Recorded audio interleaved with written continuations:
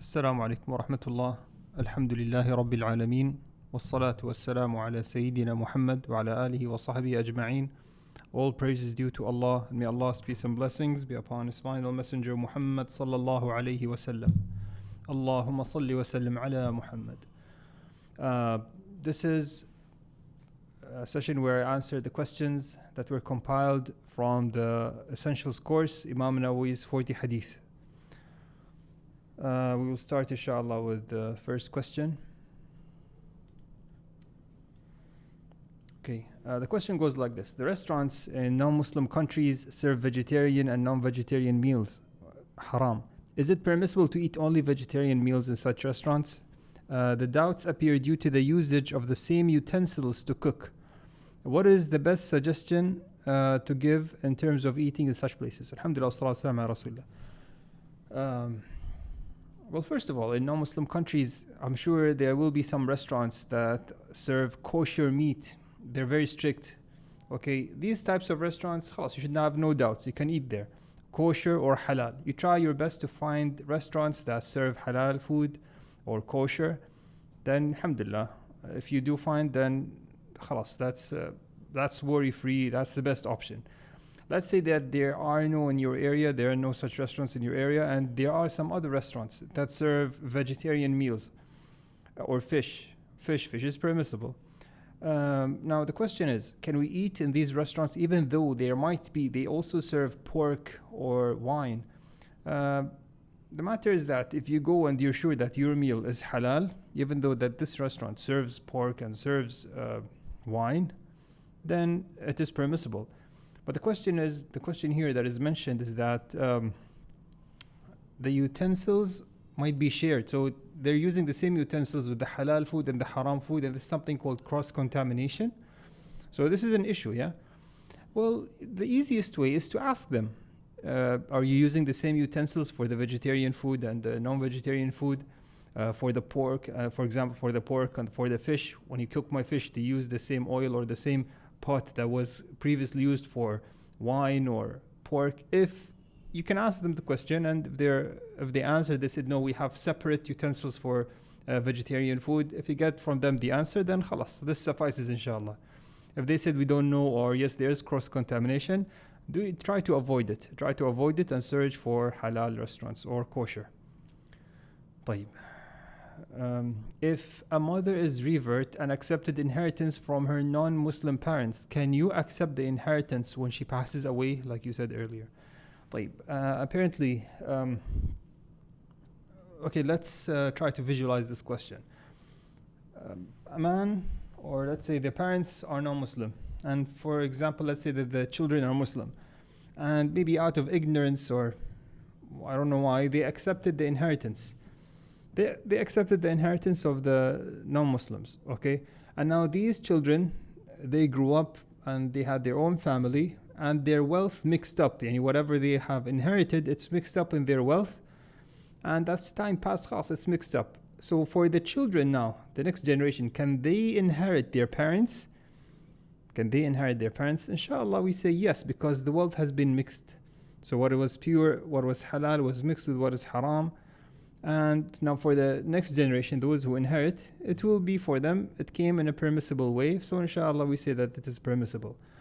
Even though in researching, I did find some dispute there are some companions and opinion chosen by Shaykh Islam bin Taymiyyah that a Muslim can inherit a non-Muslim. And I really need to research this more. Even though that's not the opinion of the four Imams, and if you have still some doubts, but this was new to me, so I really have to do some more research regarding this matter. Is this permissible for a Muslim to inherit a non-Muslim? And in the hadith, they said this is for لا يرث المسلم الكافر. A Muslim does not inherit a disbeliever. They said this is a disbeliever who is considered of the warring disbelievers. Remember the 4 types of disbelievers we said? This is one. This is what they said. Yeah, this was the opinion. But as I mentioned, the 4 Imams say, they just said a Muslim cannot inherit a non-Muslim, and this is the opinion that was established in my mind. This is the opinion that the scholars go with. But maybe some research should be done regarding this matter, inshallah, and we will see in the future. طيب, Sheikh, is bid'ah is it bid'ah to touch the face after making dua? You know that there is a hadith that mentions after dua, a person wipes his face, or the messenger wiped his face after dua. Okay, this is a weak hadith. These are weak hadith, but some scholars, they said this is hasan, authentic. So if a person did this, you see a person did this, is this bid'ah? It's not a bid'ah. It's not a bid'ah because it's based on a weak hadith. Some scholars see that this hadith is authentic. Is it better to do so? I advise not to do so because it's a weak hadith. Wallahu alam. But if you see someone doing this, you don't go and make a scene and saying this is a bid'ah. It's not a bid'ah if it's based on a hadith that there's doubt whether it's authentic or not. Wallahu alam. Sheikh, what if we have little knowledge of Arabic? Can we make dua in our own language after prayers? Yes, you can make dua always in prayer or outside prayer in your own language. No problem. Okay? No problem. No problem. In sujood, if you make up saying Subhan Rabbil A'la 3 times, you make dua. Inshallah, there's no problem. If you make it in your own language, Allah Alam. طيب Sheikh, I am having doubt regarding Qiyam al-Layl. For example, if I pray 4 rak'ah before sleeping and then sleep and wake up before Fajr and pray more rak'ahs, is this permissible? Doing this every day? Or only one way? I mean, one way as if, I'm assuming that he means we should do it all at once. No problem. This whole night is a time of prayer. If you do it in the first night or some of it in the first night, some of it later, inshallah, it's permissible. طيب. Sheikh, our non-Muslim friends wish on our Eid days, wish us, apparently they congratulate us on Eid days. In turn, they expect us to wish for their festivals. Can we wish them or is it not allowed? Okay, congratulating the non-Muslims. We congratulate them, especially if they are neighbors or friends or close by. We congratulate them and their occasions. For example, graduation, marriage, promotion. You can congratulate them, no problem. Where's the issue? The issue are in religious festivals, religious festivals. Whereas, because if you congratulate them, isn't this a silent, agreement to what they believe in? Especially what they believe is something against what you believe. So how can you congratulate them? Isn't this a form of affirmation? This is the whole issue. It's a form of affirmation to what they're on. So this is the problem. Other than that, of course, you congratulate them. If there's a wedding, you congratulate them. Congratulations on the wedding. You congratulate them on, the normal worldly occasion. No problem. But the religious things, this is where the issues are. Okay. So they have to understand this. If we congratulate you on these occasions, it goes against our belief system. Directly collides directly with our belief system. That is why. It's not that we hate you. It doesn't mean we don't want any good for you. Okay? Be clear. This is the matter. Okay. Why dua after prayers become problematic? Then when should we make dua? Okay, there's a lot of misconception regarding this. We didn't say that making a dua after prayer is an issue. First of all, dua should be made in prayer. It's the best place to make dua is in prayer, in sujood, or after tahiyyat, after tashahhud. This is a good place for dua. What we said is always making dua after salam. This is where it's problematic because that's not the way of the Messenger Muhammad sallallahu alaihi wasallam. Doing it sometimes it's permissible. And every now and then you do dua after prayer, no problem. But making it a habit, that's against the sunnah. The sunnah is after prayer, you do your dhikr. And the sunnah is to make your dua before salam. And in sujood, this is the best place to make dua. فَقَمِنُوا يُسْتَجَابَ لَكُمْ. Put the effort in making dua. Okay, and the other hadith in sujood, the closest position in prayer where the servant is closer to Allah is in sujood. Okay. Sheikh, can we make dua in our own language during salah, that is in sujood and tahiyyat? Yes, you can make dua in your own language in sujood and in tahiyyat, inshallah. Yeah, inshallah. Ask Allah, it's permissible. Inshallah, it's permissible. Okay. An-Nas in the 8th hadith, is it referring to 4 types of disbelievers? No. I was commanded to fight the people. Does that mean that you fight the 4 types? No, he did not fight with the dhimmis, he did not fight with the mu'ahad, he did not fight with al-musta'man. It's only the warring disbelievers. They are in war. Of course, these are the ones that are fought, not the other 3. The other 3 are protected.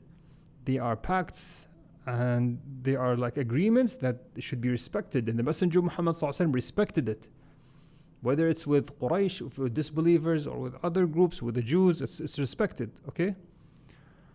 طيب, Sheikh, we have an account in a savings bank account in India. We get interest every year.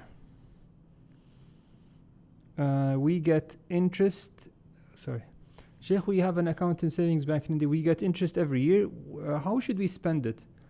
And it was said that it should be given out to some common things like building roads, or to pay interest of. Yeah, this is the way to spend this interest. Don't use it for yourself, for your family. Don't consider your own sadaqah, but give it to the poor families, or general things that everyone benefits from, as a means to get rid of it, not as sadaqah, to get rid of this money. Okay. Sheikh, did you hear about so and so that make draws and give more in winnings? Okay. Apparently your question is about raffle tickets. Yeah. Okay. This is clear example of what is called gharar. This is gambling. Why is it haram? You pay a certain amount of money, okay, and you might win more, or you might get nothing. This is haram in Islam. This is haram. Gambling is haram. Why is it a gamble? Because you're paying this amount of money, buying 1, 2, 10 tickets, 20 tickets. You might get absolutely nothing, or you might get a prize that is worth 10,000 tickets. Okay, see where the gamble is. And one person will be getting it, the rest won't be getting anything. So that's why it's a gamble. It is haram. Okay, it's under it's gharar. There's a risk here. There's a risk of losing everything and not getting anything. And there's a risk of getting a lot, way more than what you have paid for. This is why it's clear haram. Wallahu alam. I heard someone saying that eating haram, du'as will not be accepted. Well, yes, from the hadith that we have covered, that, purifying your means of provision, this definitely gets your dua answered. But we also said that from the Quran, that's not that, that we have that eating from that is haram. Yes, you might get your dua might not be accepted because of this, but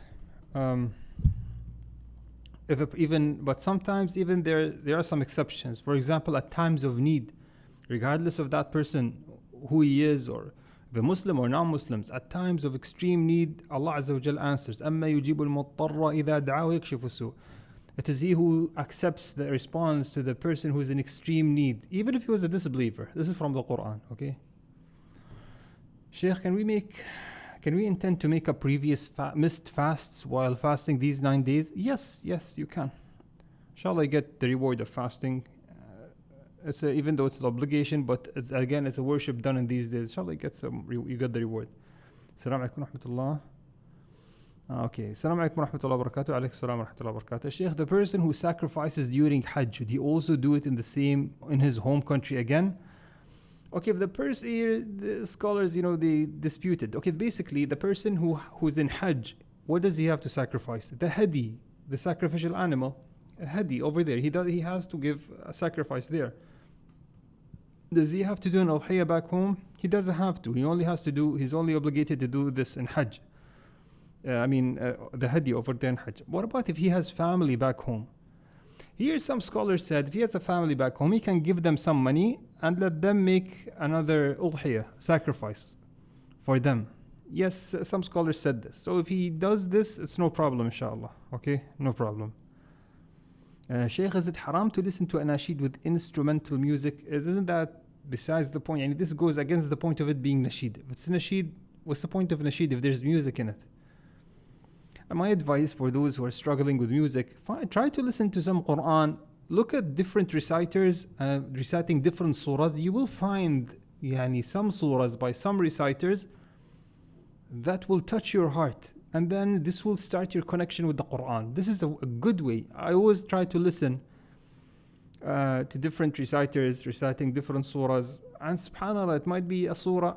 Most of the times, it is me sitting with someone and I find them listening to something and it touches my heart. And it was accidental. Then I take that recitation and I add it to my collection and I keep listening to it. So just try to discover. Look at different recitations of different reciters, and inshallah you'll find something that will touch your heart, and then you will substitute, inshallah, your heart will be filled with recitation of the Quran rather than music and other things. Okay, And these things for the nasheed, brothers and sisters, some of them are okay, but some of them are dangerous.